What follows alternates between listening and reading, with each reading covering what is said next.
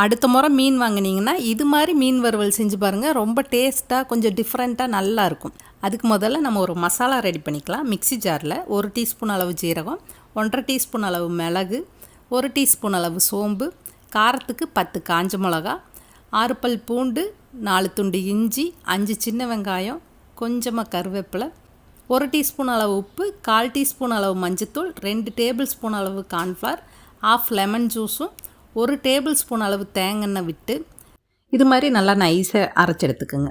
3/4 kilo சங்கரா மீன் எடுத்திருக்கேன். நீங்கள் எந்த மீனில் வேணாலும் இந்த மீன் ஃப்ரை செய்யலாம், ரொம்ப நல்லாயிருக்கும். மசாலாவை மீனில் எல்லா பக்கமும் நல்லா தடவி ஒரு 3 மணி நேரம் ஊற விட்டுருங்க. அப்போ தான் உப்பு காரம்லாம் இந்த மீனில் நல்லா பிடிச்சிருக்கும். 3 மணி நேரத்துக்கு அப்புறமா மீன் நல்லா ஊறிருக்கு. கடாயில் 2 டேபிள் ஸ்பூன் அளவு தேங்காய் எண்ணெயில் இந்த மீன் பொரியுங்க, அப்போ தான் நல்லாயிருக்கும்.